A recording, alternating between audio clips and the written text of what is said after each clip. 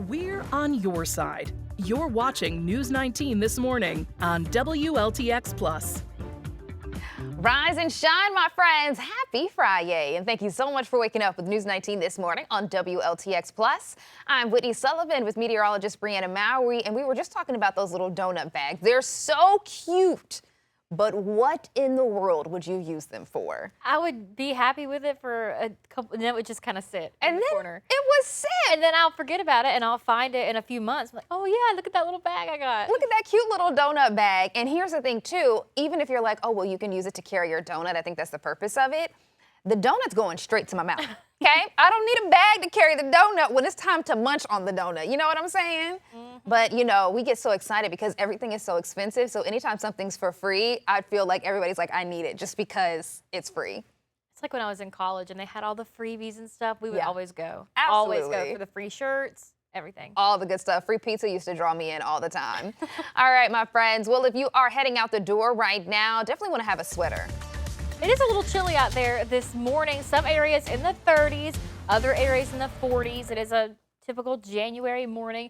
40 degrees out there, though, in downtown Columbia, and it's a little cloudy. We're beginning to see clouds increasing ahead of some rainfall this weekend, but we are going to stay dry today. So looking ahead at the next several hours, we are going to see these clouds continuing to increase out there. We can already see more clouds moving in from the south, and it's already in the southern Midlands more cloudy than the northern Midlands, but everyone will get some more of that cloud cover today, and everyone will get some rain tomorrow. So 63 for that high today, increasing clouds all day today. Don't expect much, if at all, sunshine today.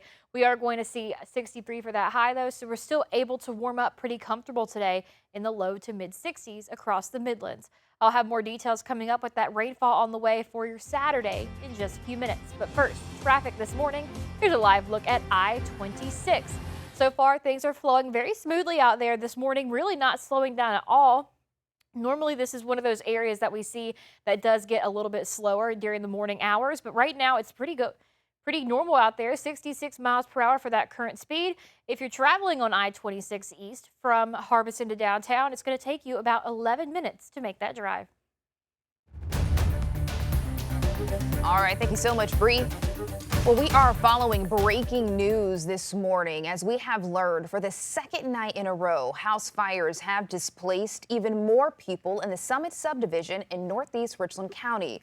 Columbia-Richland Fire Department has confirmed that they responded to multiple fires last night in the subdivision. A total of nearly 24 people being displaced over both nights. Our Josie Frost is joining us now with the latest on this story, and this is a big surprise for a lot of folks. 2 fires in 2 nights in the same subdivision. Right, Whitney. Now, firefighters said they arrived at a home on Hidden Pines Road shortly after 11 last night. Now, one home was fully involved, and the flames had spread to a neighboring home. While the fully involved home was completely gutted by the fire, crews were successful in saving that neighboring property. All occupants of both homes escaped safely, and there were no injuries. A total of 16 people have been displaced from last night's fires. 9 residents of the home that was destroyed and 7 residents who lived in that home next door. Now, this comes after a New Year's Eve fire displaced 7 people in the same neighborhood. The home where the fire started was a total loss, and a neighboring house was also damaged by the heat. Firefighters went into the second home and were able to get the fire under control. Neighbors living just a few houses away spoke to News 19 about having a major event like this so close to home. We were both shaking. Yes. Crying and shaking and just panicking because not only worried about our property, but just seeing, what was happening to our neighbors. Yes. And the kids. And not really being able, there's nothing that you can do in that moment to help them. But at the same time, you're worried about, your property as well. So it was just a night full of emotions. Now, with both the New Year's Eve fire and last night, there's been a total of 23 people displaced in the neighborhood with no reported major injuries. Now, we're still working to learn more about what led up to those fires. Columbia officials say the cause is still under investigation. Whitney. All right, thank you so much, Josie. Well, turning now to your morning headlines, some of the other top stories worth knowing this Friday. And first up, enhanced tax credits that have helped Americans lower the cost of health insurance have expired. Millions of people are now facing higher health care costs, including self-employed workers, small business owners, farmers, and ranchers. The change highlights a growing affordability concern that many Americans have identified as a top issue ahead of the 2026 midterm elections. An analysis by the healthcare research group KFF shows premiums for more than 20 million subsidized enrollees are rising an average of 114% this year. Well, at the State House, a new law changing South Carolina's liquor liability rules now in effect. This aimed at lowering insurance costs for bars and restaurants. Businesses that serve alcohol have new options when it comes to liability insurance.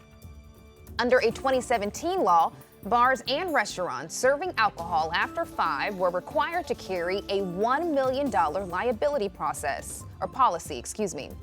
Business owners have said rising insurance costs forced some of them to close. Well, the new law allows businesses to buy a smaller insurance policy if they take the steps to reduce risk. Those steps include stopping alcohol service at midnight or requiring alcohol server training. Many people will actually believe the savings are simply based on the fact that you can purchase less insurance. But that actually should come secondary to what we would all hope would be fewer accidents, injuries, and deaths involving intoxicated drivers. Experts say it could take time to see whether these changes actually lead to lower insurance premiums or fewer lawsuits, as businesses decide whether to adopt the new safety measures. Well, new data shows an alarming rise in flu hospitalizations and deaths across our state. The latest report from the South Carolina Department of Public Health shows there were 735 flu-related hospitalizations. 9 flu-related deaths were also reported last week, which is up from just 1 the week before. Now that brings the total number to 16. State health officials also confirming more than 5,700 positive flu tests last week, bringing the season total to nearly 12,000. And those are your Friday morning headlines. For details on these stories and more, just head to our website. You can also find the latest on the News19 app.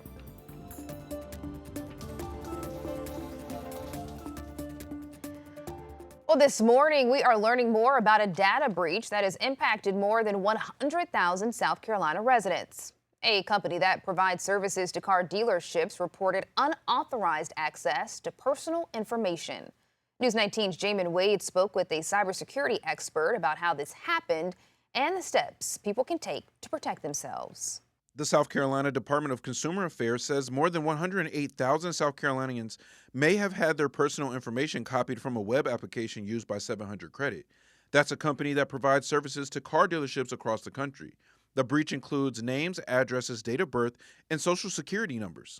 I mean, just imagine the last time you were sitting there working in a dealership or working by a car in anything other than a private transaction. There's a lot of information that they gather on you. The company says it spotted suspicious activity in late October and brought in an outside forensics investigator. While there is no proof of misuse, they are notifying customers as a precaution. We spoke to Thomas Scott, a founder of a cybersecurity consulting firm. You may not be managing people's money, but you're managing their financial information.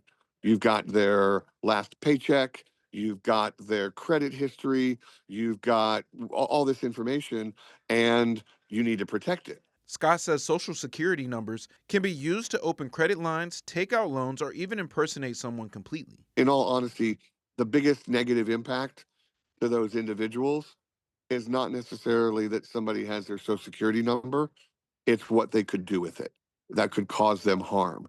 And that would be to commit identity theft of some sort. 700 Credit is offering free credit monitoring for those impacted. Scott says even people not involved in this breach should take steps to protect themselves.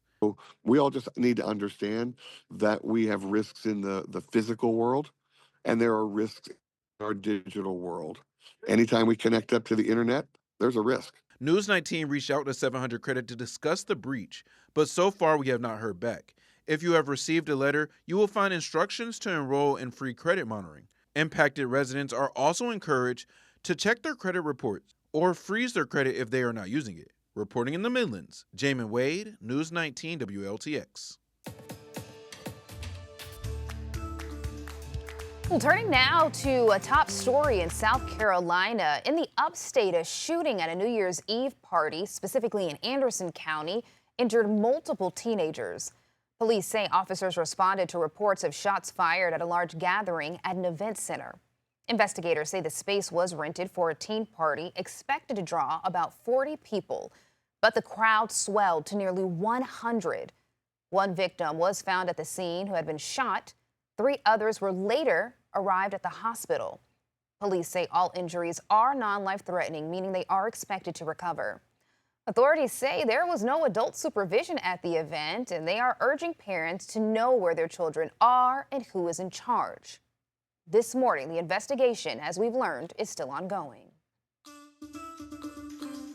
Well, turning now to a story that's making headlines across the globe. A night of celebration in the Swiss Alps has ended in tragedy. More than 100 people in a ski resort bar were celebrating the arrival of the new year when a fire broke out. The police say about 40 people were killed. 115 others were hurt. Most of the injuries, the police say, are serious. Now, it happened at the Crans-Montana, Switzerland. CBS's Ramy Inocencio is there. This was the harrowing scene inside the bar. Cell phone video capturing the tragedy's first moments. Flames swept fast across the wooden ceiling of the bar La Constellation. Panicking partygoers in the basement who rushed in a frenzy to get out. The fire then rose up and engulfed the upper level. Survivors in the freezing cold frantically searched for missing friends and family, turning what had been a night of joy at this upscale ski resort into a nightmare. 16-year-old Axel Clavier broke a window to escape. He said one of his friends died and 2 or 3 others were still missing. Suddenly, there was a blaze, very intense. Then we were trapped, he said. I didn't see how it started, but it seems to me that there were some waitresses with bottles of champagne with little sparklers, and they got too close to the ceiling. The bar posted this promotional video in 2024. It's not known if bottles with sparklers like these were present and whether they may have contributed to the cause of the fire. 19-year-old Nathan Huguenin was just outside when the fire started. I'm still in shock. I can't comprehend what happened, he said. I saw people completely burned. I saw people dying. The emergency response was massive. 10 helicopters, 40 ambulances, and about 150 personnel.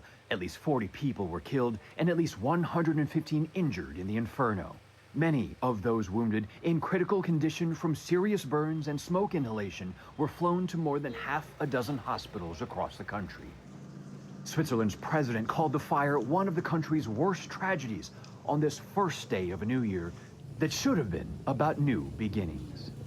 And officials say it's just too early to determine the cause. In fact, investigators haven't been able to get inside the site yet, with a lot of people still unaccounted for and their remains potentially inside.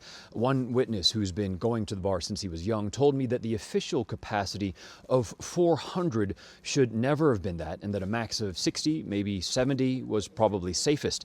Investigators may be looking into overcrowding that turned this bar into first a matchbox and then a death trap. Ramy Inocencio, CBS News, Crans-Montana, Switzerland. Well, 8:14 on your Friday morning, and we're taking a look at some headlines closer here at home. In Lexington County this year, several proposed subdivisions drew public attention, some moving forward while others hitting roadblocks.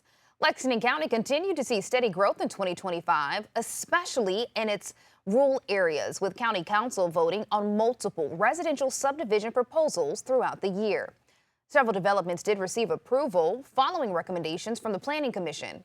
Among them, the Edmond Highway residential subdivision in Red Bank. That happened early in the year, along with a revision to the Pleasant View Tract subdivision, along with the Southwood Drive, Valley Crest, and Terra Pines residential subdivisions.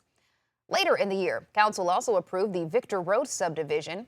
That's a nearly 200-lot development near Gaston.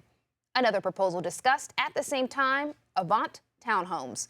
It became the first project rejected by County Council due to concerns over how it could impact school populations. The school's not staying to me, but I'm going to struggle going against planning commission. That's what we know. That's what we purport them to do. This is the first time they've done it, and I was not no cares about planning commission. Walker's Trail Phase 2 did not receive final approval in 2025 after action was postponed amid concerns over school capacity and infrastructure.